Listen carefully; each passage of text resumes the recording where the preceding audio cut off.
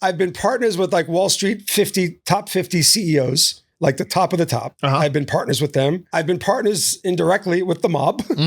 And I've dealt, when I say partners, they never asked me for a dime. And then I dealt with politicians. And then someone said to me, if you had to pick one of those three groups to be a business partner with in the future, who would you pick? I said the mob. Hey, everybody, welcome back. So you got to try this podcast with Large. With me today, as always, is Ian on the ones and twos. We actually have Manoli kind of floating around in the ether around here. Manoli's one of the guys that helps us out a lot, both here and in Rubbing His Racing. So he's our guy. But today we're going to have a special guest on, a guy named Stratis Morfogen. And if you haven't heard his name, it's because you don't know anything about restaurateurs in New York City. This guy has done it all. He's opened up fine dining. He's opened up diners. He comes from a family of Greek diner owners. I think his dad had 14 diners going on at one time, at one point in his childhood. He knows everything about New York City restaurateurism, if that's a word. He's been shook down by the mob and went back against them. He was shaken down by the government during COVID, and he went back up against them. The guy is a stud. He's a G. He's an old friend of mine. We're going to have a very long conversation that's coming up in just a couple of minutes. Stratis Morfogen. This week, before we get started, we keep getting great reviews from people. Thank you so fucking much. It makes a difference. So if you want to subscribe, give us the 5 stars, do whatever, drop in a question inside of one of the things and we'll get to one of your questions. All that kind of stuff. If you think it doesn't matter, it does. So I appreciate the support that we've gotten so far, and let's keep it going. For those of you who like the food reviews that we put out, the Au Cheval food review ripped. It did very well. It got picked up by Barstool's main page, a bunch of other stuff. Ian had worked some magic with the edit of that because I shot it terribly, but people seem to really have taken to it, whether or not they like Au Cheval. What they don't like is the way I pronounce Au Cheval. Did you get a couple of those in the comments? Learn how to pronounce the name of the restaurant you're going to, Large. Yeah, that's what some guy put. It's the top pinned comment, and I just put simply no. I really just don't give a shit. I'm not going there for the grammar. I'm going there for the food. So Au Cheval, A Cheval, Au Cheval, whatever the fuck you want to call it, Chevrolet, I don't care. It was a great burger, great bologna, great bone marrow. But coming to this week, we have an even bigger name on the review. And for people who don't know what the process is, if I'm traveling and Ian's not with me, I'll shoot stuff. My wife will shoot a lot of stuff and it'll all be done on my phone. I'll drop it to Ian. We'll do a voiceover. We get it out to you guys. Bang, bang. I went to Buc-ee's. And this video is already out. So if you want to go watch it, if you haven't, go check it out on our social pages. 100%. That's it. So Au Cheval was last week. Buc-ee's is this week. I sent Ian 18 videos I took within Buc-ee's. I sent you 18 because that's the type of place. I never mentioned which Buc-ee's I was in the video. And it doesn't matter. Like I never said, this week we're in Daytona Beach at the Buc-ee's. This week we're in Dallas or anything, because Buc-ee's are all around the South. And it doesn't matter, right? Because Buc-ee's is that type of institution. When you're in the South, you will see a billboard and you will go to one of these places. And it's overwhelming. It is an overwhelming thing. So I ate normally I'll do 1 or 2 dishes because we try to keep it algo friendly, minute and a half tops. I did a beaver tail. I did a cinnamon roll. I did a smoked sausage on a stick wrapped in a tortilla, which is what it's called. I did a pulled pork sandwich. I did a fried chicken sandwich. Then I did a 3-meat sandwich with their brisket, smoked turkey, and smoked sausage.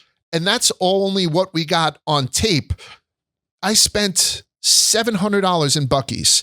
So I'm wearing Buc-ee's underwear right now. My daughter has the tumbler. My wife bought we went Christmas shopping. So the bathrooms, when my wife finally leaves me, my second wedding will be in the bathrooms of a Buc-ee's. People will say there's better barbecue all around the South, Large. I get it. And I know there is. Fat Matt's Rib Shack is great right outside of Atlanta. Archibald's. Oh no, I'm a Dreamland guy. I'm an Archibald. All those places have better barbecue than Buc-ee's, and I don't disagree with it. But Buc-ee's has everything. You know what I mean? Like you go in there, and I bought a machete, a propane tank fucking grill, a pair of pajamas, this, that, 6 pounds of jerky, the kolaches. The place has got everything. So go to Buc-ee's, check out our review. I think that you're going to dig it, and that's it. Another bit of information. I'm casually talking to Ian on his way home. We work inside of Midtown Manhattan. Ian lives in Hoboken, and while he's on the PATH train, somebody was next to him or not too far away from him, listening to one of our reviews without headphones on. So Ian, who I'm the bane of his existence, kid's starting to fucking hate me and I don't care. He's sitting down, kind of decompressing on the PATH train. All of a sudden he hears my throaty, sexy whiskey voice. And it was something that's kind of cool to do, right? I thought it was coming from me. I was like, I thought I put my phone away. Yeah. But don't you think like that's a great sign in a city of this size to sit down? Whenever somebody comes over to me and says, listen, Large, I love what you do with NASCAR. I'm like, cool, thanks. I love what you do with boxing. Cool, thanks. The Twisted History thing, I love it. Cool, thanks. It's this food thing that's got me fucking bricked up for some reason. And let's just be clear, we also don't care, and we prefer you to play it out loud without headphones in public, so people know that you're watching. You got to try this video. Right? Yeah. When I was first writing a long time ago, I used to do a blog called Take a Report, and so that's what got me started writing, and what got me hired here, to be honest with you. And you never know if people were reading your stuff. It was just me doing it. So I didn't get analytics or anything like that. I was visiting a customer. It might have been up on like Oppenheimer's desk or something. And I had used their men's room and I went to a stall to take a dump. And back then, people used to print out the Gartman letter and all these different Bloomberg stories and all that stuff. And they bring it into it because there wasn't a lot of mobile platforms back in the day because I'm so goddamn old. So whenever you would use a Wall Street bathroom, there was all these different just printed out articles and whatnot on the floor. And as I'm sitting there, a little nervous about the breakfast that I'm about to do with these guys, I was there way too early, so I had plenty of time. And I see the Take a Report was printed out and it was on the floor. And I was like, hey, look, Mom, I made it. So I think it's one of those type of things when you kind of see yourself out in the wild that makes you appreciate what we're doing here. And it makes it feel like sometimes you're posting to social media, we're growing our accounts, growing our social pages. This is the first time I've seen someone watching our videos in the wild. So it is proof. It's cool shit. Yeah. And it's happened to me a couple of times. No big deal. It's hard not to find you in a crowd. Yeah, exactly. I'm in a lighthouse. So we do try to answer questions. If you don't mind, I'm going to answer a question. So what I'm trying to do is I'm going to try and get a stock set of maybe 4 or 5 questions that I can ask everybody who comes in here. And I'm trying to develop that over these beginning episodes that we're doing. I think we're up to episode 15 maybe or something, right? Maybe? This is 14. 14. So we're only 14 episodes into this thing. So I'm trying to figure out what questions work, what questions don't. And I want to have some universality to it. So the question I'm going to answer today is one, not from the reviews. I will get back to that next week, I promise. But it's one of those ones that I'd seen in some, social media post where someone asked, what food or drink is the Tim Duncan of food or drinks? What food or drink is the Tim Duncan? Have you seen this before? I haven't, but that's a great fucking question. One of the greatest to ever do it. Dependable. Put up some big fucking numbers. But there is nothing flashy about him at all about their game. Tim Duncan was one of my favorite players. I loved it. And I think that he deserves more accolades that he gets, even though I think he does get a tremendous amount of respect for people who really know ball. Tim Duncan is the perfect way to ask that question, don't you think? The big fundamental. The big fundamental. Now, don't you? I'm going to ask our guest Stratis, will be the first person I ask this fucking question. He'll be the first person. The example that they gave were the old school ice cream sandwiches. You've seen them everywhere. They're the same exact thing. If you eat them on the moon, or if you eat them in Venice, or if you eat them somewhere in the jungles of South America, they're consistent, they're good, but they're never they don't have the agent that Choco Tacos have. You know what I mean? Like one of those things. So I think that it's a perfect example. And I'm going to give another example for myself, because something that I don't think gets enough respect, but is always solid and it's not even a product. It's just something that we're all going to encounter over our lives. And I'll tell you, the bottom of the bag. is what it is. I think that it is criminally underrated, the bottom of food bags. You go to Five Guys, it's the biggest example. When those fries fall out into the bottom of the bag, you pull out your burgers and you pull out your fries and you have your thing, then all of a sudden there's just a little pile at the bottom of the bag to do that. If I'm eating a bag of potato chips, those last little crumbs at the bottom, I'm manipulating the fucking crinkles around it so I can do this thing. A bag of pretzels. I'm a saltaholic. I'm in there with my finger trying to get everything off. I'm going to keep going. We used to go to Cuccio's all the time for Italian cookies. So it'd be butter cookies, the ones with the raspberry jam, the ones that are dipped with sprinkles, pinoli nut cookies, rainbow cookies. So we used to get all these Italian cookies and they'd come in a white paper bag. We'd put them out on the table on a plate. And I'm telling you, if my mom put them out on the table on a plate, my brothers and I would fight for the fucking bag just to, again, tap the bottom of the bag, get part of the, broken rainbow cookie mixed with a couple of pinoli nuts with all the powdered sugar. And you go that. Bottom of the bag sometimes has a negative connotation in our lexicon. I believe if you look at bottom of the bag in Urban Dictionary, it means whack, lame, or boring.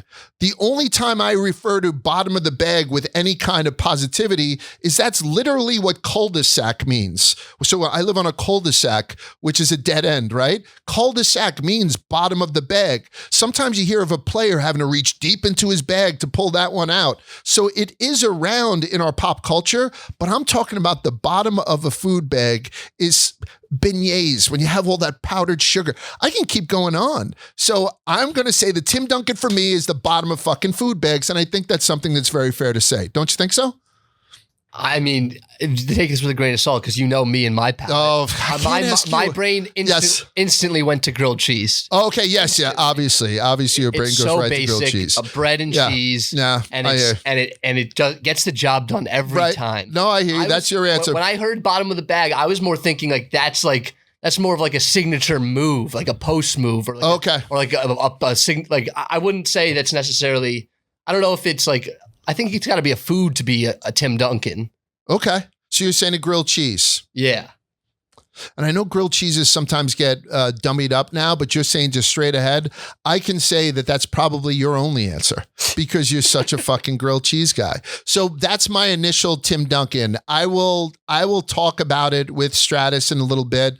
I will talk about it going forward when someone else gets it. And I'll try to get one a week, to be honest with you, because I remember I did the first episode. I said, let's do a Hall of Fame, like those Entenmann's chocolate donuts. Nobody ever says I want to go out for a donut and they want one of those. But yet when you see them and someone brings them back and you dip them in milk, they're absolutely elite and they're not very flashy. So there's things out there that I think are Tim Duncan-esque that I can't wait to explore. I also think we could even expand and go like, what's the Shaquille O'Neal of food? Oh yeah. And we can really get into the sports analogies here. So we'll get a sports guy on, one of them, and we'll try and do a bunch of ones like a sports food guy. I think that's going to be an interesting road to go down. What else? Oh, Grader's Ice Cream Mountain. Somebody had sent me a DM saying you got to get Cincinnati. Way ahead of you, brother. I drove through Cincinnati on my way from, I think, Rough and Rowdy to Tuscaloosa. My kid was with me at Rough and Rowdy, and then I dropped him off at college. And driving through Cincy, I was like, this is a cool looking town. I want to go to Cincy. I'm a Skyline guy, but most importantly, and he gave me a bunch of local places that I need to try, and I really want to. Grader's Ice Cream. In case you guys don't know, I love Grader's Ice Cream. It's my favorite ice cream in the continental U.S. And they had said if we had any kind of interest, we can go by with some cameras and check out the Grader's thing. So I want to do that. And by the way, the first episode with Mangold, that's what we ate, the Skyline Chili Grader's Ice Cream collabo. So maybe we can get something like that going. Listen, we've got a lot to cover with Stratis, so I'm just going to get into the interview if that's okay with you. Again, legendary New York City restaurateur. It really was an honor having him in this office. And here he comes, Stratis Morfogen. All right, guys, so as promised, this is an old friend of mine. I guess you call him an old friend, but he's definitely an acquaintance. I call him a friend. I don't know where I stand with him. It's Stratis Morfogen. The way that I had met Stratis was during the early days of the pandemic. I did something called Mind Your Business, and I tried to kind of give shine to local businesses that were pivoting when the pandemic had hit. So how they could make themselves profitable or at least stay afloat when it seemed like the rest of the world was falling apart. So he's I don't know, I like to say legendary restaurateur in New York City and beyond. And just the name is Stratis Morfogen. I don't know what else you could fucking be with that name, right? I don't even think the world of porn would have took you, because it's just, I don't know what tab to put you under. So anyway, Stratis, very nice to meet you. How you doing, my man? Good. Thank you. What do you got going on right now? What is in the Stratis portfolio as of today, whatever day it is today? What do you got going on? You know, I come from a Greek family where we own diners and restaurants. I sold my last diner 25 years ago. And as you know, I created some brands like Philippe Chow, now Brooklyn Chop House. And I wanted to punish myself a little more, and I went back to a 24-hour diner. Mm-hmm. So I opened a 24-hour diner in Gramercy, which everybody told me not to because they're all closing. Yeah. And you know what? With the help of my kids, I actually created something that went, and there's an old saying, if you could create viral content, yes, you could fill up a treehouse in Antarctica. Location doesn't matter anymore. Yeah. It doesn't. Digital media, digital marketing, digital footprints, what matters. And this fucking diner just blew up. But am I ruining restaurants by just going to the Four Charleses of the world or the Cronuts of the world? Like all these little things. Like I wish when I do my little reviews that we do out on the street, I wish that I could give as much shine as possible to mom and pops that I never want to see go away. But I find that chasing clicks, and we spoke before the cameras came on about trying to stay relevant in this market. Are we just giving way too much attention to the wrong people? Like, do you see a lot of, because on top of being somebody that's been in the restaurant world in New York City, I think you actually care about New York City. And I think you actually care about the ability to run a business in this city in particular. Are we not highlighting, myself, the right restaurants anymore? Well, it's interesting you say that. I am so happy that the food critic is going by the wayside. Okay. When they said Adam Platt is leaving New York Magazine, I said he can't leave fast enough. Okay, right. Because it can't be this one person that has a decision that's going to make or break a restaurant. And that's why I love today's Times, because it's crowd. Right. You know, if you're good, you're going to just go on Google and see, like, for example, my diner is 4.79 on Google. Right. That drives so much traffic. Now, if a reviewer from the New York Times came and said, this place sucks, you know, they don't have any relevance anymore. Right. It doesn't matter. So to answer your question, I love the level playing field of the TikToks of the world, which my kids taught me about TikTok. I went as far as Instagram and I kind of stopped. Yeah. My kids taught me about TikTok. If you get something that goes viral on TikTok, if you do something extraordinary and these kids pull out their phone, because we're not in the restaurant business anymore, we're in the reaction business. Right. And you can make a reaction with these kids. Cut that, by the way, Ian. We're not in the restaurant business anymore. We're in the reaction business. That's wild. And can you say that just because you happen to know the stuff you put on a plate is top notch already? So that shit's taken care of? Yeah. So then you can concentrate on this other thing? Yeah. So what it is, every time I'm designing a menu, I'm saying, what could I do? And simply because, I mean, in my past, I would have called it gaudy, a little bit over the top. But what could I do that's over the top, that's going to make my only mission in life as a restaurateur is when that food comes to the table that I make you do this. Yes. And if you do this, I win because we're in the reaction business. Right. Do you have to sacrifice certain things in order to make? I went to I don't even know what the name of the place was. It was in South Beach a couple of weeks ago. And I ordered the cotton candy as dessert, and it came out on top of a bust, and it was 4 foot high cotton candy, and it was pretty good cotton candy, I guess. It's fucking cotton candy. It's tough to screw up, but I'm just wondering: is it one of those things where are you putting out what you love, or are you putting out what you know is going to be viral? Well, that's a great question because for me, I'm not going to sacrifice quality for theater. Right. And the theater is just the new generation, that business that we're in. Right. We're in a theater business. We're in the reaction business. But I'm not going to sacrifice that Pat LaFrieda burger, or I'm not going to sacrifice, that homemade crinkle cut fry. I'm not going to do that, or my Peking duck. But if you could add a little fire to it, a little pizzazz to it, a little theater to it, you're just appealing to today's market. Because remember, our market today is 15 to 35. That's our market. Yeah. And those are the ones that are not drinking 3 bottles of wine. No. They're not having a 4-course meal like the old steakhouses. Right. And then, and in regards to the diner, like my diner 24, I ain't fucking doing a diner with 6 pages driven out of a freezer. My menu has 2 pages. and it's limited. I got to be honest. All done fresh. When I get the Bible at the Cheesesteak Factory or Cheesecake or whatever, I'm like, please, man, just order for me. What could possibly? Yeah. And I lived 100% a life where we would go drunk to diners, because we're going to get into your diner in a sec. The diner was the fucking staple growing up in Brooklyn. Yes. I mean, Staten Island, obviously Jersey is known for theirs, but every night, straight from the bars and clubs, I'd have to put my hair back, my delicious, just flowing hair. We'd go to like any one of the Foursomes Diner. We'd go to Suburban Diner. We'd go all over the place in Brooklyn. And it was just cheeseburger deluxes, egg creams. Correct. But my brother would inevitably get like a seafood Fra Diablo at 3 o'clock in the morning, for no reason at all. Or 24-hour breakfast. Yes, and there was always breakfast was on the table if you wanted it.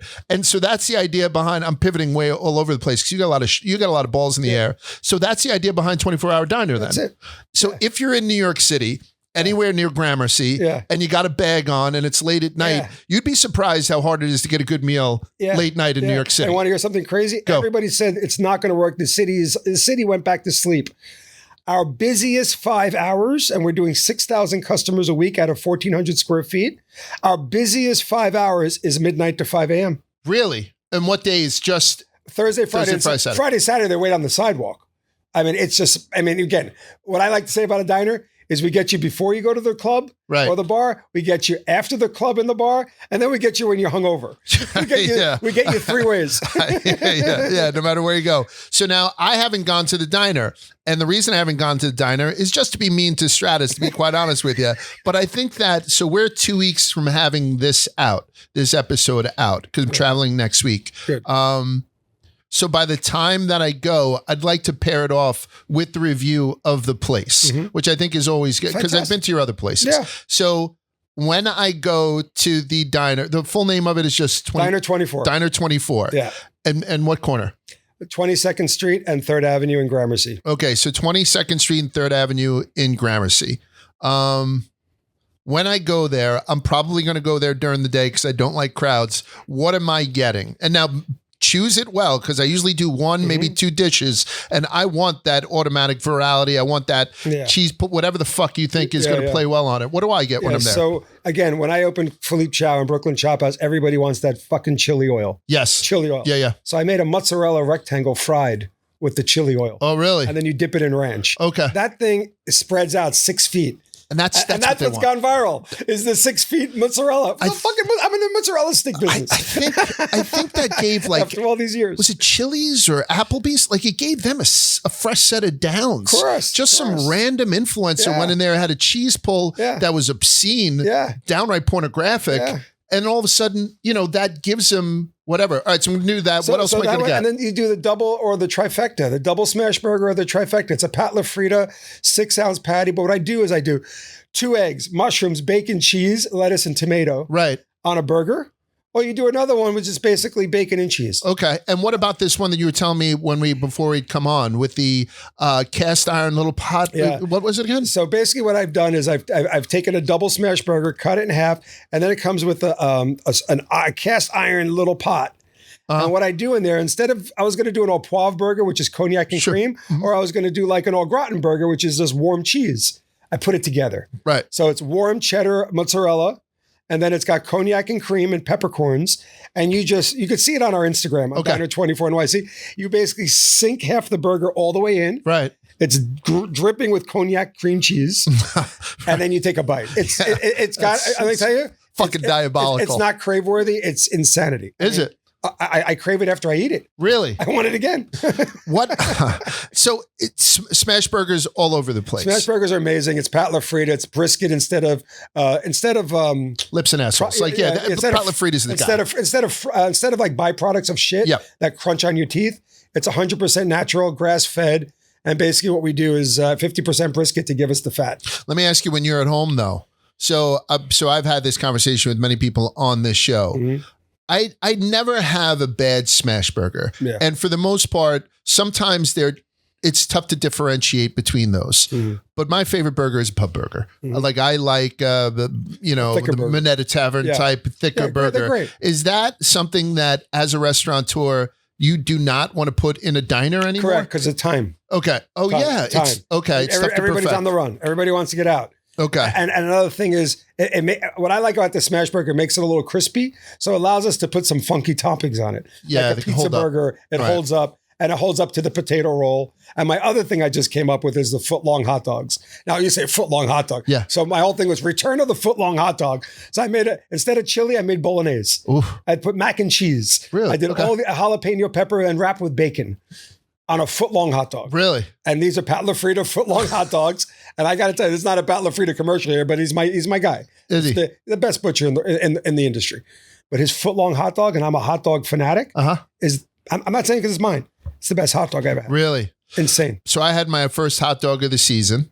I went out to the grill. I'm a Ruts Hut guy. Mm-hmm. So I like the deep fried hot dogs at Ruts Hut. Yeah. It's my favorite hot dog. We started off we deep fry it, and then we put them on the grill. Okay. So I went home. I didn't deep fry it. I had a Windmill. I don't know if you're familiar with the Windmill hot dogs. It's a small company, I think, in New Jersey. They have a couple of spots down the shore. So they're very long also. Irish guys don't typically do this, but I'm doing this for the camera right now. And I had grilled it up, and it came out. I had the sabret onions in the bag, and I had the Nathan's fucking kraut. Yeah. I bought a roll from Paris Baguette. Was this. I put the thing on. I went half mustard, relish, and sauerkraut, half mustard and sabret onions. Mm-hmm. And I'm telling you, I felt like it was summer in New York again. With crinkle cut fries. Yeah, if I wasn't so fucking lazy and I made some fries or something with it, and I had a Doc Brown's black cherry with it alongside of it, it really is fulfilling. One of those things that I can't think of a better feeling. And you've eaten, right? In some of the finest restaurants in the world. Mm-hmm. Is that safe to say as a restaurateur that you've been everywhere that you've wanted to go and eaten every place that you wanted to eat?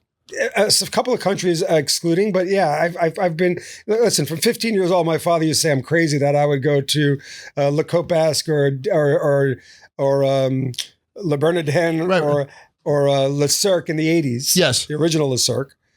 My dad would be like, you just spent $100 for dinner. You work as a busboy. You make like $80 a night. I said, Dad, I'm not going to college. Right. This is my education. Yeah. I want to see what Is your dad still with us? No. Okay. How long ago did he pass? 16. Okay. He had about 14 restaurants, typical Greek family. And he brought us up great. We always worked in the restaurants and the diners. And at the end of the day, you know what? He took me as far as he could, about 18, 19 years old. Okay. And then I went on my own. When you say that you grew up in diners, by the way, that's a great fucking upbringing. I'm actually mad at my dad now. It's social. Like, at 6 years old, when my dad had to go to school and they said I had special needs, he invited them to the restaurant on a Friday night to see that fat little busboy running a 200-seat rrestaurant at 6, 8, 9 years old. Right. Yeah. And they went to the restaurant, giving them credit. My Stewart School Garden City teachers went to the Chelsea House that night. Oh, really? And they were like, and they saw me running a restaurant, and they said to my father, you know what? He's not special. My father says, well, his friends are laying in bed getting chocolate milk and watching cartoons. Yeah. It's 1 o'clock in the morning. He's counting his tips because he just ran a restaurant. Right. And if he was 17, I'd make him a manager. He's that good. Are you more proficient front of house, or are you just as proficient in the kitchen? I always say I love cooking at home. I'd never charge you. Are you classically trained? No. Okay, good. You're trained from 4 fucking Greek restaurants, 14 Greek restaurants. 4 Greek chefs with a cigarette in their hand. That's who taught me. Yeah, exactly. I used to have can you make some saganaki? Gotcha. The Greek chefs, they had a cigarette in one hand and the frying pan in the other. Good old days. Yeah. But you're very proficient in the kitchen, obviously. I like to say, but I like to create things. I like to bust things up. I like to disrupt things. Right. You could show me the simplest thing like 3 eggs and I'm going to do something with it. Let's bounce all over I don't care about this. We're bouncing all over the map, but you did say the word disrupt. Yeah. You have a new book out. Yeah. What the fuck's the book about? So it's about why are you writing books? Aren't you too busy to write books? I enjoyed it. It inspired me because I actually went against all the mandates. And at the time, Governor Hochul wanted to have me arrested. Uh-huh. And it was a big thing in 2020, 21, 22. The Defiant Restaurateur. Thank God. It was all over the newspapers. I was all over the newspapers. Front cover of New York Post. They basically got an arrest warrant for me. And then Tucker Carlson came to he put me on the show twice. And again, I'm not left or right. Last time I voted was Ross Perot. I just don't like politics. Right. But I don't want them fucking with my business. They never ran a lemonade stand. Yes. I don't want them making small business decisions because they're not educated enough. They're not experienced enough. And that's when I found my calling. And I really got angry. And I attack Cuomo. I attack de Blasio. I attack, you're eating a fucking Shake Shack French fry and you're telling me to steer you on to get a vaccine? Yeah. I mean, you listen to it now and you cringe, but back then I was cringing and I was making me angry. I don't know if everybody was cringing though back then, because everybody was so scared that it turned us into millions upon millions of lemmings, right? Doing stuff that we normally, and again, I look back on the baptisms by Super Soaker, like all these graduations where it's the drive-by things, and we look at it now and we're like, how the fuck did that happen that, Because unfortunately we followed and I didn't close my restaurant. I didn't fire my staff, and I fed 9,100 healthcare heroes. That's how I met Stratis. So when I did Mind Your Business, it was because he was feeding all these healthcare workers where everybody else was like, seeing them sitting on like curbs after they just got off their shift. Absolutely. Yeah. He was bringing them over. And I'm telling you, he wasn't bringing them over PBJs and Sun Chips. He was fucking lighting these people up with the surf and bottles of wine, surf and turf. That's the first time. And then when you were doing the automated dumpling stuff, that's when we first started talking. So I wanted to interrupt in case you glanced by that. Yeah. That was a huge... It wasn't a huge headline. It wasn't enough of a headline because stuff of that doesn't get enough of a headline. But I thought that was a distinctly New York thing to do. Yeah. A guy with your name, and again, I love your fucking name, comes out and gives surf and turf to nurses that just did a 48-hour shift. Yeah. You know what I mean? I don't know. So it was a groundswell of support from me, and I think from a lot of other New Yorkers. But go ahead. So you buck the system. You say, I'm not closing my restaurant. Yeah. You can go eat a dick. This is what I'm going to do. Yeah. You know what? And then you got, so remember, we fed 9,100 healthcare heroes. I can't say workers. They're heroes. Okay. I mean, they're maids and janitors cleaning beds of people that just passed away. Yes. And then going back to their families. And I fucking saw that. Yeah. And I'm like, we got to do something here. And then make a very long story short is that I had about 5 employees help me do this. Yeah, they were making, 12, 14, 1,500 bucks a week. Mm-hmm. They could have went on unemployment and got 880 and stayed home. Yes. But these kids, they're my heroes, these guys. Right. They stood with me and we fed the healthcare workers and the heroes. We fed them 19 hospitals, 9,100 meals, 6 months. And then fast forward to you want me to fire them because Alex got 1 vaccine instead of 2? Fuck you. Fuck you. And that's the whole idea. Like the word hero now has been so bastardized. Yeah. Watered down. I tell my kids, make sure you pull over for ambulances. Yeah. And make sure you pull over for Amazon drivers because I got to get my shit there on time. Right? It felt great one day. I got a speeding ticket going over the bridge and that cop pulled me over. And this is right when the Tucker Carlson thing came out because he was the only one that supported me. Right. Because he's anti-government. I supported you. No, you know what I mean. Okay. I mean, I'm talking about... See this fucking guy? No, they were ready to have me arrested that week. And I said, arrest me, and Tucker, and he brought me on and all that. So I get pulled over going like 70 and a 40. The cop pulls me over and he fucking recognized me that he just saw me on TV last night. And he said, thank you for what you do. Go on your way. Really? I went, wow, man. I still got the chills just saying that. I'm like, wow, man, thank you so much. Yeah. He's like, no, thank you for what you're doing for first responders. And you know what? That made my day. And one day, like I said, during the pandemic, I said to myself, I need to do something here. And it's got to be about the healthcare heroes. So one day I can explain to my grandkids what I did during the pandemic. And I didn't sit back and get my ass handed to me by politicians that have never fucking run a lemonade stand. Yeah. I said that thing 100 times on Fox, because Fox would only have it. CNN had me on once and they made a big mistake. Because I was going after the governor, the mayor. I called him Comrade Cuomo, Mayor de Blasio. Right.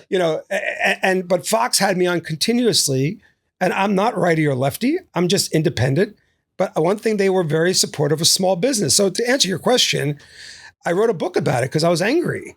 And the book is basically how I handled my first in hospitality, how I handled two big obstacles. I had the biggest nightclub in 1993 and a big restaurant called Gotham Diner, and the nightclub was called Rouge. And then I had the mobs on my back. I remember it. Yeah, the mafia wanted their 10% of my alcohol business. Mm-hmm. And I told John Gotti Jr. to fuck off. I'm not doing it. I'm not paying you anything. Right. And that was a war. They had basically a hit on me for like 3 years, and it was really tough. And my book explains how I got out of it. Really? And I never paid them a dime. And that was like the beginning of the dismantling. Then Giuliani came in and really dismantled them. But this was the spark that started it. It was a defiant restaurateur that told John Gotti Jr. and his thugs to fuck off. I'm not paying you a dime. But where I got help, you'll never see in a mob movie. It was another boss of another crime family. Really? Who happened to be a customer at my diner. And I didn't even know who he was, but he saw black paint and broken glass almost every week in my restaurant because I wouldn't pay. He says, "What is this?" And I told him. He squashed it in about 1 hour. I had to go to a meeting at a restaurant called Ferrier. And when I got there, it was basically everyone who killed Castellano sitting at a table. They invited you to Sparks. Yeah. I'm like, what am I in here right now? I thought I was out of a movie. In 30 minutes, he basically said, "Listen, we go there. That place, like, it's close to us. And I wasn't part of anybody. I was a fucking civilian. But he was my friend. He spoke for me. He squashed it in 30 minutes after my managers had got beaten up and everything was pretty bad. And guess what? My father's like, "You just traded one devil for the other." And I said, "Well, we're going to find out." And guess what? Never. So your dad's thing, now you're in some other guy's pocket. Yeah, you're going from the Gambinos to the Genovese family. Yeah, exactly. I'll call the names because I write about it in my book. Right. And names are all mentioned. And that's a fascinating story. And also streetwise lessons for entrepreneurs from the mob to mandates, right? So this is where we're going. We're going from the mobs all the way up. The funny part of the book is that the interesting part of the book is I've been partners with like Wall Street top 50 CEOs, like the top of the top. I've been partners with them. I've been partners indirectly with the mob. And I've dealt, when I say partners, they never asked me for a dime. Not my friends, not the ones that protected me. In the 80s and 90s, not anymore. And then I dealt with politicians. And then someone said to me, "If you had to pick one of those three groups to be a business partner with in the future, who would you pick?" I said, "The mob." Well, number one with the bullet, huh? The mob. So I got Jamie Dimon in front of you, Rudolph Giuliani, and I got some Sammy Gravano type guy. And you Not Sammy Gravano, Ralph Coppola, Barney Bellomo. I'll pick one of those any day. That's fucking wild. Yeah, I'll pick any day. You know why? Because they always stayed loyal to me. They never asked me for anything, and they did it out of friendship. Again, things you never saw in a mob movie. Yeah, but I think you got lucky though too. You did get lucky that this guy happened. Not lucky. I got lucky because he was a customer. That's what I'm saying. Like I don't think I might have been dead the week after. Yeah, you were. It's true. Yeah, so that's why I mentioned his name. John Gotti Jr. is a thug. Yeah, I've done stuff with John Gotti Jr. Because his son is a fighter. Yeah. So John Gotti the third. Yeah. And I don't want to talk about my father. I don't want to. Yeah. Who the fuck cares about you then anyway? You know what I'm saying? Like, it's not anything where I've ever had a lot of respect for that. To us, it was our living hell because him and the guys, all those five guys around him, from Scores to every nightclub in New York, they used to beat up Noel Ashman, who ran Club USA. Yeah. Anyone that was selling alcohol on the East Side from like 57 to 96, they gave you a mob tax and you had to pay it. Really? And that's gone now, right? It's all gone, yeah. Okay. Yeah. As of when? As of 90? Giuliani cleaned it up. Okay. But I'm the one, that was the first one to say, fuck off. Right. That's goddamn. So anyway, so that's in 1993. The book. Okay. So this is, oh really? 93? Yeah. This is all in the book, Be a Disruptor. We're going to plug as much shit as I can for you because I do find your shit to be absolutely fascinating. I'm keeping one of these, correct? Yeah, of course. I'll sign it for you. So put it right in here. So what's interesting about the book and interesting about, with my life is I barely graduated high school. I was 363 out of 365. Okay. I was severe OCD, ADHD. And what's funny in my family, because my wife was like Ivy League educated, I'm barely high school. My book is taught in 30 universities. Oh, that's got to rub her the wrong fucking way. Rubs her the wrong fucking way. Oh man, I bet. Let's move back. So I had gone to one of your restaurants, Brooklyn Chop House, about a month ago, and that wasn't the first time I was there. The first time I was there was actually during the pandemic. I had taken Kate, one of my favorite people in the world, Kate, who works out in our Chicago office, and a couple other people. I don't even remember who was at the table. It was Kate, my wife was with us, maybe one or two other people, and we did the Brooklyn Chop House. And one of the reasons that I went there and then I went back only a month ago was for the LSD. So that was very early on because I wrote the blog about that probably 5 years ago, and that seemed to be one of those things that filled the void that people are looking for now. I think you were ahead of the curve with that. So the LSD, for people who don't know, 25 years on Wall Street, I've done more porterhouse for four, cream spinach, cottage fries, New York cheesecake, big bottle of Jordan, whatever the steakhouse wine was back then that we were doing by the fucking Magnum, rinse and repeat. And you wanted to break that up a little bit. So you simply offer this thing called LSD, which was the lobster, steak, and Peking duck. Yeah.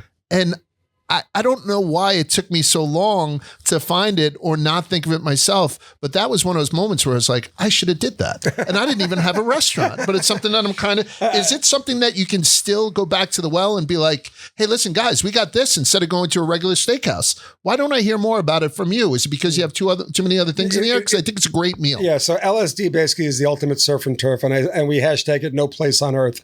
It came up about when I owned Philippe Chow, it was one dimensional. Chinese food, that's it. Philippe Chow, I think I've done like a couple of dinners there where my name was on the chopsticks. Was that one of those things you guys used to do? Well, I sold it in 2014. So if it was after 14, I have no idea what they're doing now. It's right. You know, I left 2014. I took the chef with me, and then I took one of the grill guys at Peter Luger, and I created Brooklyn Chop House. Brooklyn Chop House is like Peter Luger and Mr. Chow had a baby. Right. And then what I did was I wanted to mix the two together because when I would go to a great steakhouse, if I'm with a person that doesn't like steak or meats, they feel like a stepchild. Yes. So what I wanted to do is allow that salt and pepper lobster, the Peking duck, the Beijing chicken, the black bean sea bass to be the accompanied of that 30-day dry age porterhouse steak. And both cultures staying true to each other. Like the American steakhouse is not Chinese. The other stuff is Chinese and not American. Right. You know, staying true to their cultures. And when I came up with it, I said, wouldn't it be cool if I took the salt and pepper lobster, the ginger garlic lobster, and I did the porterhouse steak Americana, salt, pepper, crispy on the outside, that's it. Right. Married with Peking duck. And then I said, lobster, steak, and duck. We call it LSD. Yeah. I'd drop LSD right fucking now. Yeah. And then I said, then we'll add it with the pastrami dumplings. Yeah. The French onion soup dumpling, the lamb Yudo dumpling. And what I did with the dumplings is to really spell out, to magnify the culture clash or mashup, is I took classic American staples and I put them into dumplings. Yes. And that's what really sewed the whole concept of Brooklyn Chop House together, because it's not just a Chinese restaurant, it's not just a steakhouse, it's the mash of two. Remember, the Palm was started as an Italian restaurant, and that converted to an Italian restaurant steakhouse. We're doing the same with Chinese. Right. So getting back to it, I kind of find this to be the ultimate surf and turf, where you could do salt and pepper lobster, ginger garlic lobster, 2 pounds of each, married to the dry aged porterhouse steak, 30 days, married to Peking duck, all on one table with those fucking dumplings. Yeah. I said, this is something we got to do. I'm going to fucking leave this room right now. And so this... this guy's. I'm going to let you. Please go on. I'm going to look in the air while you describe the rest of this thing. No. So what happened was I hashtag LSD. Right. Went fucking viral. Yes. In 2019. Hashtag LSD. So then I get a letter from the DEA. Oh, come on. The DEA says to me that you're under investigation for the promotion of narcotics. Why not? And I'm like, this is genius. When can you arrest me? The best. I'll get more press on this. Best press you've ever had. Exactly. When can we set up where can I surrender? Oh yeah, exactly. I was asking them. I want to surrender. Yeah. So and please let me know. You would have been the only surrender. person in a perp walk with a 3-piece suit on, right? When you make sure you got your teeth whitened that morning. No, you know, I was asking for them to arrest me. Yeah, of course. So I sent back. They didn't. They were basically they took down the hashtag LSD. To this day, I've removed hashtag LSD from Instagram. You can't find it. They took it down. Really? Because I'm still under investigation. That is fucking But my bizarre. email to them back was this. I put an emoji of a fat little lobster, a fat little steak, and a fat little duck with a big fat tail and 2 fingers up in the air. Oh, that's awesome. And I said, there's your answer for your LSD. Oh, I never heard back. That's the description of the LSD from the guy who created it and still sells it. I will tell you from my experience, it's like you're reading the UN, and it could have went to like one of those stupid names, like give me the UN, but you go out there, the steak is top notch, obviously, and cooked perfectly, which is, not as easy as people think. Nope. You're right. I had the salt and pepper lobster, which was fit. So I love fried lobster. Yeah. That's what I like. A fried, I like a stuffed lobster. I like leftover lobster in an omelet with the cheapest cheese that you can find, whatever the, Kraft singles, that type of shit. Total on point. But the duck. So Peking duck, you had said that you didn't really get into Peking duck until later on in life. Yeah, I got to be honest, I was in my 20s or 30s before I'd gone to Peking Duck House just on the east side and had it. And I was like, I'm never not ordering this whenever it's on the menu. But I'll tell you the difference. And they do a good job of what they do. But the one thing that we do differently is our duck never sees a fryer. It's never fried. It's a 2-day process. I didn't know this. Yeah. So Peking duck, I mean, it's funny. New York Magazine in 2010 gave me best Peking duck in New York. Oh, you should have heard the Chinese community. Oh, they must have went fucking berserk. God. They were ready to go after my children. They're like, how does a Greek get best Peking duck in New York? Adam Platt gave it to me, who I can't stand. Right. Adam Platt gave me the best Peking duck in New York in 2010. And I'll tell you the difference. The difference is that's a 2-day air process with blowing up the skin. So they sew up all the orifice, all the openings in the skin duck from the meat. Yeah, they blow it up like a fucking duck balloon. Sometimes they pour hot tea over it. Then fans blowing on it. Yeah. And what they do, like, a lot of these, I say 99% of the Peking ducks in the market, they throw it in the fryer because they don't think the customer is going to wait. Because it takes 45 minutes to roast it. And our duck ovens have 2-inch gas lines. So they're pipes of heat that could melt your silverware pointed at the skin. And and it's 45 minutes still to cook it thoroughly. And the skin is like, I hate to compare it to paint, but it's like broken paint. Right. And moist on the inside. And that's the perfect Peking duck. And you baste it with honey and soy. And it's a very long process. Yeah. But that's what makes our Peking duck so good, is that it's roasted, never fried. So now picture this. I'm a couple of martinis deep, right? I just order a fucking Jeroboam of red wine. I sit down, you bring out this steak, you bring out this lobster, you bring out this Peking duck. Like you had said, the dumplings are, there's different ones that I think they rifle in and out, but you're right. I think I had the pastrami and the lamb. I call it a gyro because I'm an idiot type thing. I think there was bok choy involved. Like they served it, that's a vegetable they'd give me, and some fried rice, right? Yes. Yeah. Fried rice and then some bok choy as a vegetable, which I threw away right away. Fuck that stuff. And I'm telling you, it was a very, very good meal. I went back a couple of years later, as I said, and I had another very, very good meal. It should be a staple of New York in the same breath as maybe not a Katz, right? Like you got to give some icons their iconic thing, but it's just as good as like I send people from Mutton at Keen's all the time, whether or not it's Mutton, you can do it. You know what I mean? So I think I'm thanking you. I've taken people there. Everybody has loved it and I loved it. And I'm also just jockeying to get a bunch of it for free at some point. What else do we want to talk about with your business ventures? Because again, this is a podcast where you talk about anything that you can put in your mouth. So I had Lisa Ann on here, who's a famous adult actress. She owns a wine label. She's part owner of a food truck. She also had her breasts reduced. All of those things you could technically put in your mouth. So you have the book, you have Diner 24, you have Brooklyn Chop House. What else? So Brooklyn Dumpling Shop, I just sold 51% of it to Kevin O'Leary from Shark Tank. So they're blowing it up. It's on QVC. It's in Walmart. So I'm very happy. I see it in the freezer section all the fucking time. Yeah. I became Colonel Sanders. So from working 100 hours a week, I cut some ribbons here and there, but it's run by a whole new team and I'm very happy for them. They're doing a great job. Still a partner, a shareholder, and that's just going on its own. And that's what freed me up. I just did a license deal. We opened 2 restaurants in Abu Dhabi at the W Hotel. No big deal. Pappas, which was my grandfather's Greek restaurant. I brought that back into Abu Dhabi. Greek restaurant in the Middle East. Yeah. So you're bringing Greek restaurants in the Middle East. Yes. You're making the best Peking duck inside New York City. And we brought Chop House to Abu Dhabi. Yeah. Okay. Yeah. Cool. So it's Chop House and Pappas back to back. And it's basically right on the Formula One racetrack. Oh, okay. Cool. So I really enjoy going there every December. Right. I say that they only want me there like 8 days a year. Yeah. Because Marriott runs it and they do a great job. And we have our monthly Zooms, but it's a license deal. Okay. And I appear 8 days a year and I just focus it on Formula One week. Are you having the time of, how old are you? I'm 57. Okay. So I'm 50 something. I'm 53, I believe. Yeah. Are you having the time of your life now? Or do you think that, like, when was the best time for you as Stratis? Like, what you've done? And that's what my book discusses. My book embraces failure. And that's why this book hit a nerve with the college kids, because when they teach you in business school, they don't teach you about failure. Failure is part of the journey. And if you don't prepare for it, you're going to get that gut punch. You may not come back off the canvas. But if you prepare for it, you prepare for it. To answer your question, I love the journey.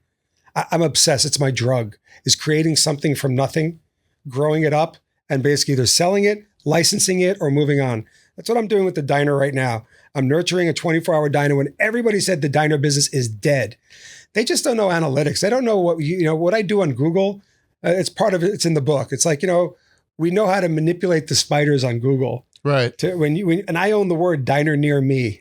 is a little tip. Oh, you son of a bitch. So if you type diner near me within 10 miles, I own the search term, 18 million impressions a month. And I own it by having 8,000 websites and blogs where AI helped me write it. You'll never see these websites and blogs. But when the spider is getting to search for Empire State Building or where to eat near the Empire State Building, I'm 10 blocks away. Diner 24 comes to the top because it's 3 websites that have Empire State Building and Diner 24 in it, which you'll never see. And that's what the book shows, is that there's so many ways to take a 19th century business model and manipulate it with 21st century technology, which is Google, SEO, AI, manipulating search terms. And I've been doing that since I brought the Fulton Fish Market on the internet in 1997. I bought search terms on Excite, AOL, Yahoo.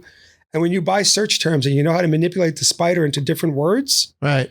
That's location. That's the new location. That's the new word of mouth. Yeah, word of mouse. And right, word of mouse. Yeah. Oh my God, that's fascinating. That's a cheat code. Yeah. No, it's what everybody should be doing for small businesses. And again, if you're doing that, and you don't back it up with very good food, you're done. It doesn't fucking work, you know? But I was on the Lower East Side the other day, and I did a place called Little Kieran, and great place right next to Electric Burrito. And then across from it was Hen House. And Hen House also right around the corner from Maggie O's does the scones. Brooklyn Dumpling Shop is right there. Right there, yeah. So, because that's where I kind of grew up. I did Veselka over on the next corner. Yeah. I really love that part of town. Yeah. But like some of them just aren't going to make it. Yeah. Like I think Hen House is in trouble right now. Yeah. And I'm telling you right now, the stuff is perfect. Mm-hmm. So you can't now have a restaurant without having this other. It's not enough to have good food. You're not going to be found.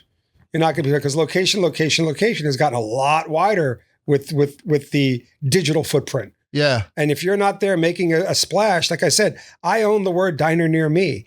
I was 10 miles away last week and I just wanted to see how far this shit goes.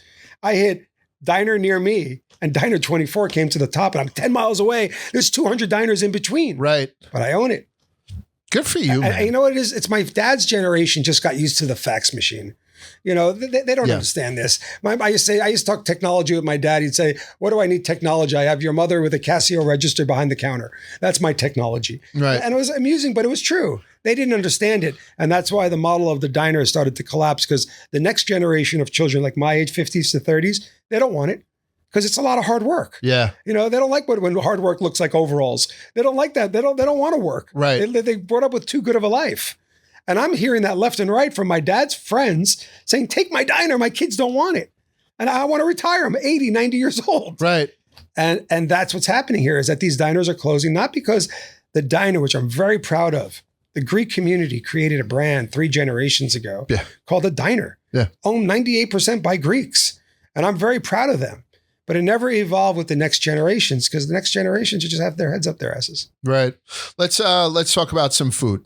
Growing up in a Greek household, your dad obviously being a restaurateur, I don't know if he was behind the grill or front of the house everywhere. Either. Oh, he was everywhere. Yeah. How about your mom?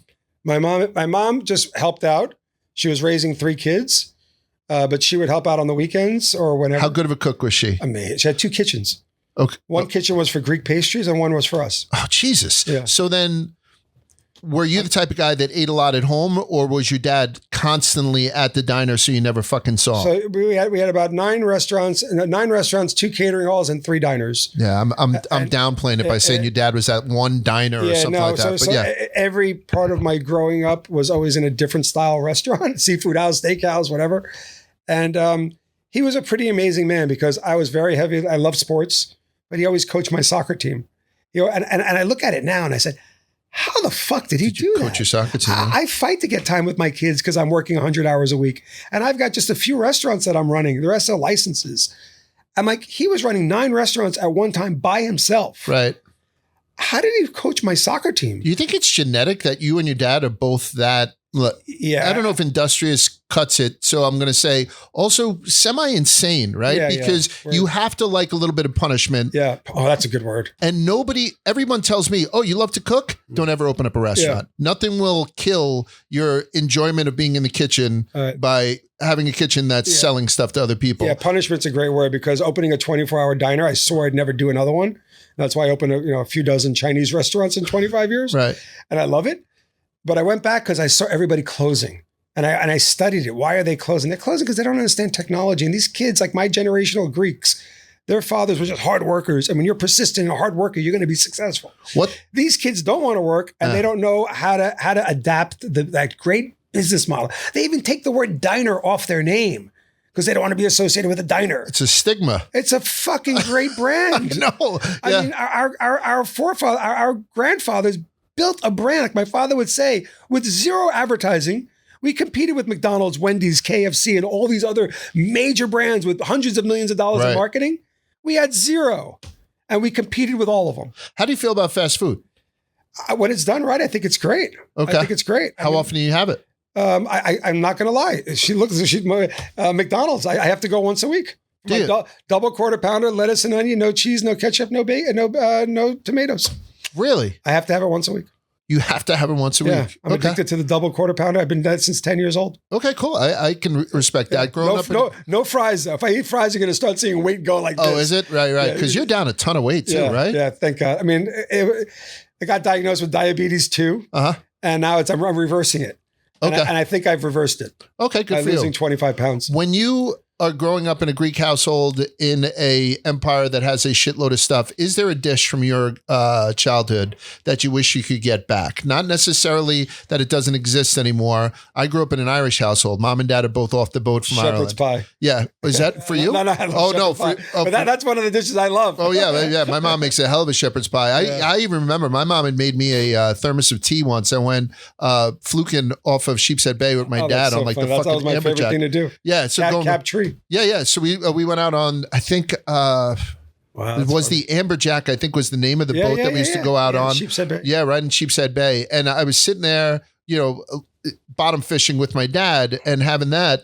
And I drink 4 cups of tea a day. I usually do about a pot a day. And I can never get that back. Whatever it is that my mom put in there that day is just a memory that I'll never get back. I've asked this with other people, and Patty was in here and said, now that I think about it, I used to eat these frozen chicken nuggets on top of powdered mashed potatoes in the school cafeteria every Wednesday. And I loved them. And I know I probably think they were disgusting now, so I'll never get that back. Is there something from your past as a proud Greek guy who has family in the restaurant business more than anyone that I know that you'll never get back? Yeah, so there's one thing. My Aunt Alexandra passed away at 86. God bless her. But growing up, she was an amazing chef. She taught me a trick with bolognese that to this day, I copy it. I let my kids try it. But the way she made it, I don't know what she did. She would take the chopped meat and marinate it with cinnamon. The very Greek thing to do, right? Who would think cinnamon and ground beef goes well? Because, the nutmeggy type thing that we do. Yeah, and her bolognese, and we could never figure out what made her bolognese so great. It was just a touch of cinnamon. Right. You couldn't taste or smell that it was cinnamon, but it was something about the sweetness of the meat with the Greek, with the orzo. And she would make an orzo version of a bolognese, a Greek version of a bolognese. So it gets better. So she's got some sort of cinnamon in it, like you said. It doesn't become like Skyline chili, where like those warm spices hit you in the face. But she's doing bolognese over fucking orzo? Orzo. Jesus Christ. You couldn't eat that with a fork. Oh, a spoon. It's got to be a big spoon, right? A spoon, yeah. Geez, now I want to get that thing back too. That's my crave thing that goes back since I'm about 6 years old. Do you think you're making stuff for your family, for your children, that they're going to say one day, man, I wish I could get dad's, maybe it's his bolognese or something? It's one of my goals. Is it? Yeah. Because I have my kids basically involved in my businesses. They don't like the business. That's what I'm saying. Yeah, they don't like it, no. Because again, I'm good with it. You're a masochist for this punishment that goes along with it. It particularly goes along with it being in New York City. Yeah. That's a special type of punishment. Yes. Do you steer them away from that? No.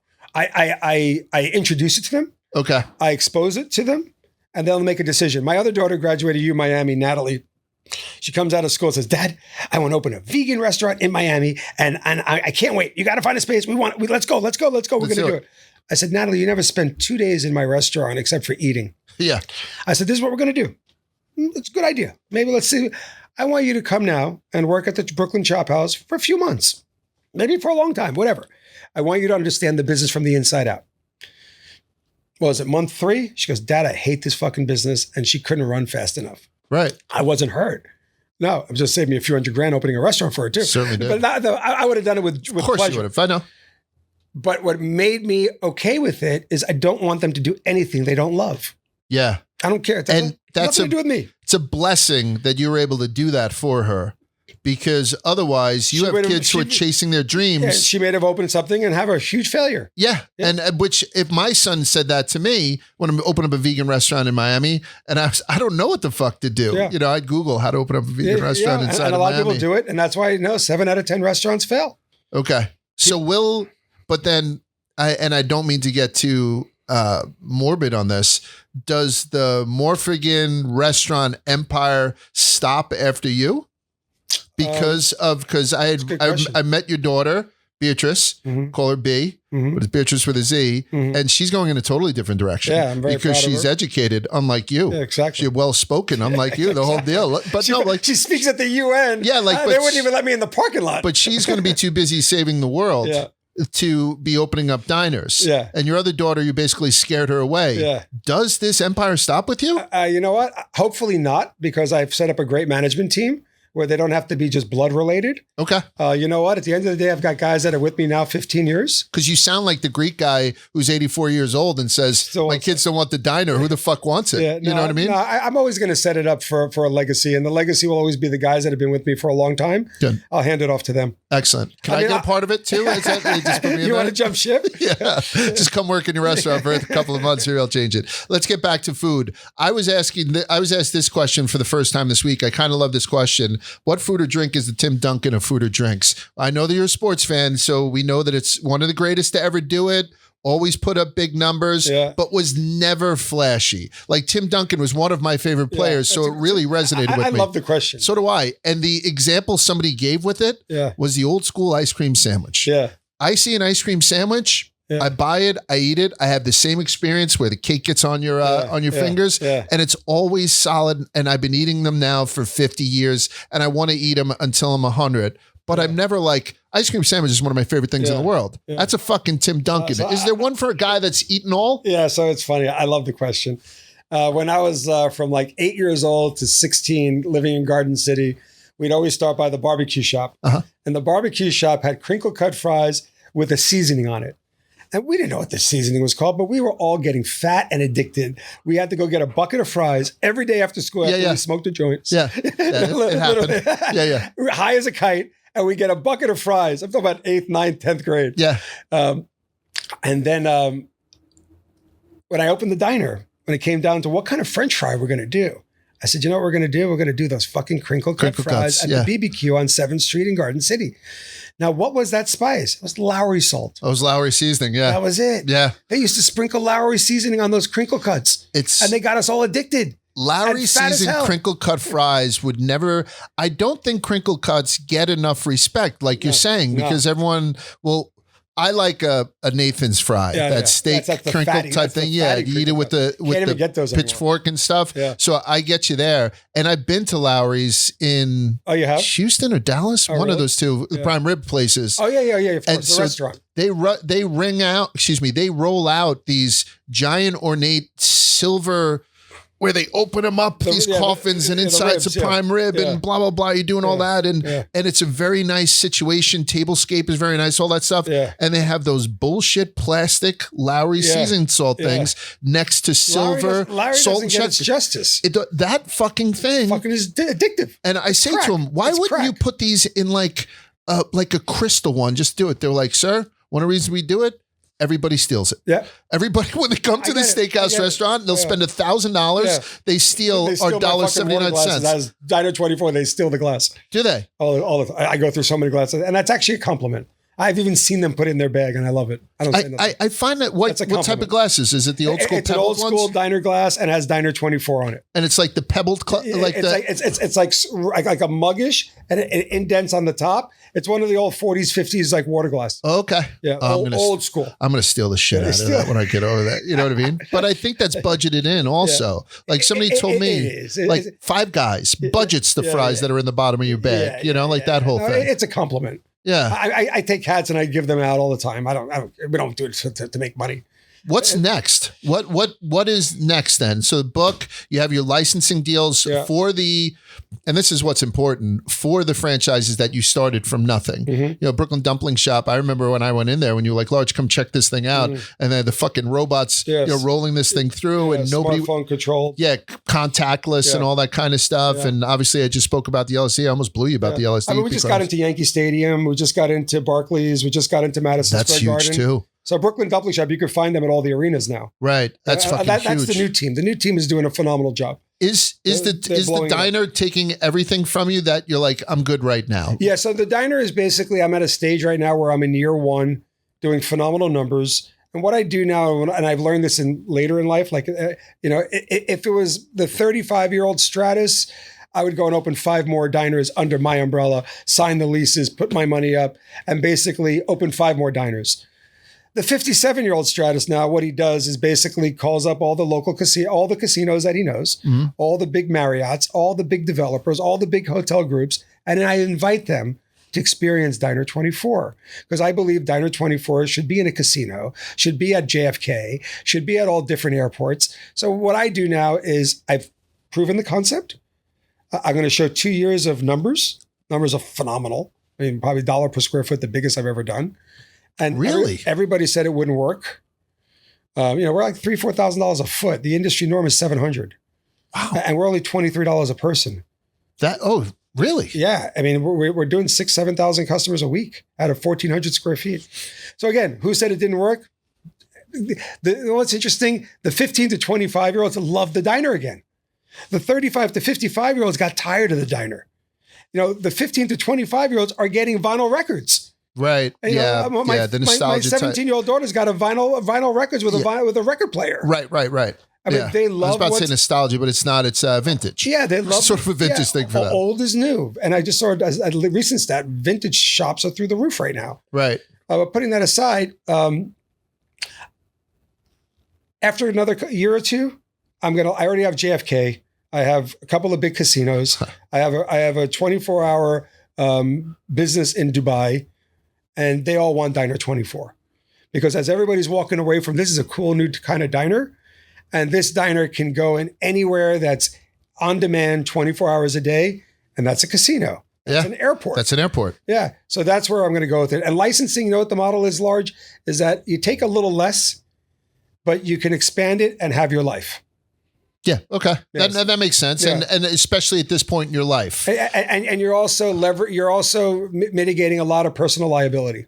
Has the liability and the risk put you in dire straits throughout your career? Like, it seems like when I see you, and if you see the press on you, and again, I'll say with the name, it just couples that you've done very well for yourself. But was there a point where Stratis Morfogen was selling a watch so he could pay his fry cook at some point, like on the balls of your ass trying to do stuff within New York City? And I enjoyed that journey, but at the time I didn't enjoy it. Right. There were times I went from making $3-4 million a year to not even getting a Metro card. Right. It just happens. Crashes. In 2008, I thought I was God in Miami Beach. I had a $10 million restaurant at the Gansevoort Hotel. And then 2008 comes along, and the hotel gets foreclosed. Right. All of a sudden, I got personal guarantees. That's a rug pull. And again, that's part of our business. And then the other part of our business, which is the true pandemic, are these frivolous lawsuits. These wage and hourly lawsuits with your ex-employees. There's a guy named Maimon Kirschenbaum. He sued me about a dozen times. And finally, I put a no to it. Even though I have settled, what he does, he's got an interesting business model. He gets former employees that don't like you anyway, join us on a civil action against this high-profile restaurateur, and let's just get a settlement check. And they're going to settle because it's a lot cheaper than litigating. Right. Well, I've settled with them 2 or 3 times because, again, it's a lot cheaper than litigating in my past 25 years. The guy is a terrorist. That's why I say his name, Maimon Kirschenbaum. Okay. He has sued 600 restaurants in the last 5 years, and not one has went to trial. Well, guess what? We're going to trial. Oh, good. He just sued me. One guy. It's all bullshit. This guy is a fucking drunk. I fired him because he's drunk. I fired him because he abused my other waiters. I fired him. By the way, this is fearless that you're saying this shit on this now. Yeah. Because it seems like when you have, and I don't give a fuck, like, except for the fact that I like you. Yeah. I don't want you to dig your own grave. But like saying this out loud is very refreshing. Yeah, I don't care. You know, because I've always done give it. a shit. Okay, I don't yeah, give a cool. shit. I've done enough. I've paid my dues for 40 years in this industry. Right. I have no filter. I'm going to tell you like it is. So fuck the settling. You're going back and let's go to court. And my lawyer said you can settle with them for $100,000. The legal fees might be $200. Let's go to court. Done. Because you know why? I'm going to see this guy again in 2 years. And now he's going to think twice about going after me because he knows I'm going to litigate. Right. That's it. And then I went to our legislations and our restaurant associates, all these restaurant groups that are supposed to support the restaurant, right. All full of shit, stuffed shirts since COVID, all stuffed shirts. I went to them and I said, why aren't you guys legislating for if I sue you and I lose, I pay your legal fees? They do it in Seems reasonable. They do it in Florida and Texas. Why can't we do it in New York? Oh, are you kidding me? The legal lobbying, the lawyers, the lobbying firm of lawyers, they'll never let it happen. I said, but that's when it comes to a point, there is no justice. But don't everybody at home, now that you're listening to this, doesn't this make you not want to open up a fucking restaurant? 100%. Doesn't this make you think that this guy that I'm talking to is, I don't know, let's call it a spectrum of insanity. Yeah. Don't you think he's somewhere on that fucking spectrum for doing this to yourself? You are a masochist. Yeah. So what is outside of the dough, what's the huge benefit of the work that you do? At 6 years old, I decided I wanted to be a restaurateur. At 6 years old, I knew what I wanted to do. I finished high school a year early, just, got out, I graduated a year early, not with good grades, worst grades ever. But I knew what I wanted to be. I wanted to be in the restaurant business. I love the restaurant. But my father turned me onto it at a young age where I was 6, 7 years old and socializing with customers, strangers, and telling them what to eat and telling them what to have. I loved it. It's part of my person. And it really built my personality. And every time my father bought a new restaurant, he would bring me to the closing where the papers were signed and the money was transacted. Yeah. And back then there was cash and there was whatever. And I'm part of that energy. And I'm like, God, I was addicted. I was addicted. So it's all I know. Now, what's good about my book, especially for business students, because the book really... Be a Disruptor, Streetwise Lessons for the Entrepreneurs from the Mob to Mandates. Go ahead. So the book is basically about that entrepreneurship and education have no correlation.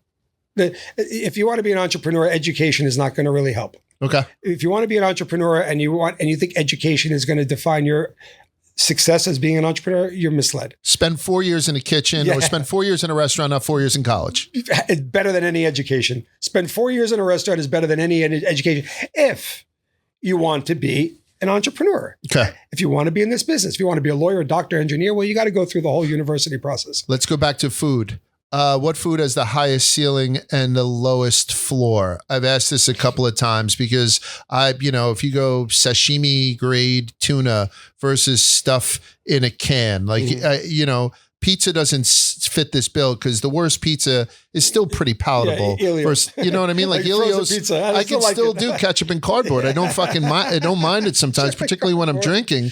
But burgers. I think a mediocre burger is still just.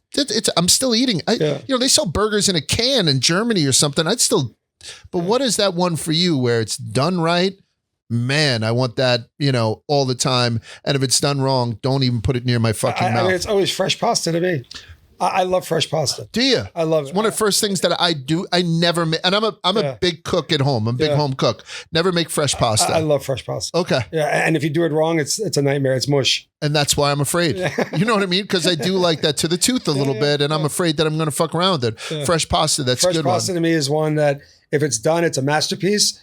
If it's a little bit off, even a minute off, it's toilet. It's absolutely garbage. Yeah. And then I'm going to close with this. Are you okay if we're closing with this? Yeah. What's your death row meal? Because I think that it's answer. It's inevitable that you're going to kill somebody at some point, right? I think that it's inevitable. Indirectly or directly. That you're going to be in prison at some point. Go ahead, please. The point of the book is that talking about if you want to own a restaurant. So when I tell kids I want to students I want to be entrepreneurs, I read this book. And then you'll really know, because in this book, I'm very hard on myself and I embrace all my failures. And I show people that failure is the only journey to success. But it shows all the obstacles of what I've went through. And let me tell you, most entrepreneurs have been through it, but I'm honest enough to explain it. This book embraces failure. So I tell these young budding entrepreneurs, read the book. And I will promise you, after you finish it, you are going to decide yes or no. And you might be like, hell no, do I want to subject myself to this? That shit.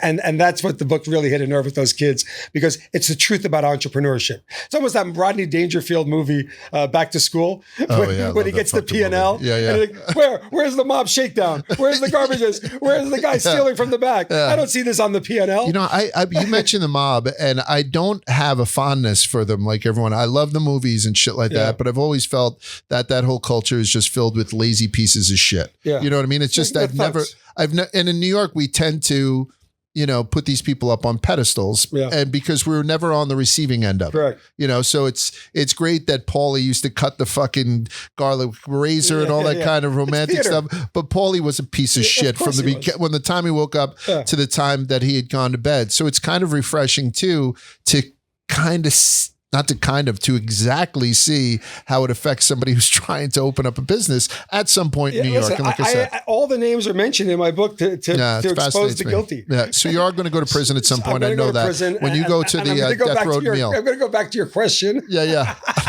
It's eventual. But you know the answer. What is it? LSD. It's the LSD. Yeah. It's one of my favorites. I have a bunch of favorites in New York. But when Stratis is in his cell, right? And there's all this weird pornography on the walls and whatnot, and they wheel in the tray before they put the needle in his arm. No, they wheel the wheelchair. They take him up there. Stuff on the back. They give him a plastic spork. Put the hat on, the electric hat. Yeah, plastic spork. And they put in front of him the porterhouse, the whole deal. What about wet aging versus dry aging? I did dry aging at Rocco's the other day. The guy took me into the dry aging room. Yeah. I didn't know the science behind that. No, dry aging to me is the only way to do a steak. It's my only way. It's the only way I've done it. Yeah. It's just one of those things that I've just taken it for granted. Yeah, we do 21 days, 30 days. Anything after 30, you got to be a real serious carnivore because it starts to get a little gamey. Yeah, a little bit funky, but I love it. 35, 40 days. I've gone as high as 40 days. Really? Yeah, I think they do 34, and it does have that deep, almost like a purple type. The average person that's coming to your restaurant, you don't want to go over 30. 21 to 30 day dry aged. So where I'm going next is I'm going to go to Diner 24, which if you want to know where it is, just Google diners near me anywhere around New York City. Even if you're in Minnesota, diner near me. Yeah, it's like playing fucking lawn darts, but he put a magnet inside the target. It's not fair. It's not fun. That's why I think he's going to go to prison and eventually be put to death. But make sure you go there. Brooklyn Chop House, don't mean to be weird. It's not in Brooklyn. It's at the base of the Brooklyn Bridge. Yeah, it's on the Manhattan side of the Brooklyn Bridge and one in Times Square. Yeah. Oh, okay. Yeah. And the one in Times Square. So I've only been to the one downtown. I can't vouch for the other one, and I don't trust this guy. So if you go to the old school one, kind of right by Pace. Yeah. Right. Yeah. On the edge of Five Eye. So I highly recommend that. And then obviously the book is Be a Disruptor: Streetwise Lessons from Entrepreneurs from Mob to Mandates. Stratis, I consider us friends, don't you? Of course. Yeah. I wish you nothing but the best of luck, thanks, man. Yeah. It's good to see you again. Thanks for coming by, big. All right. So that was Stratis. I can have that guy back. He scratched the surface on how much money he's made and lost by trying to open up and keep businesses going, try to maintain that virality. I'm telling you, Ian, you have to clip that part. One of the reasons why he's so successful with this new venture is he bought the term diner near me. So anytime somebody puts in diner near me within a 10-mile fucking radius of his diner in any direction, his is the first to pop up. And it's no bullshit. I'm in New York and I'm always looking and stuff like that. His shit pops up all the time. And I thought it popped up because my search engine knows that we're old buddies. So Stratis has got many different strata. He has many different layers to him. We peeled some of them away, but he's a much more fascinating onion than even he let on in this one. So he's a pleasure to have. I'm looking forward to having him back. And I'm looking forward to get a couple of fucking free meals from him, to be honest, which we're going to do. So that's it for this week on You Got to Try This. Again, like, subscribe, 5-star reviews, leave us a question, and we'll get to them. And we appreciate you. We'll talk to you guys next week.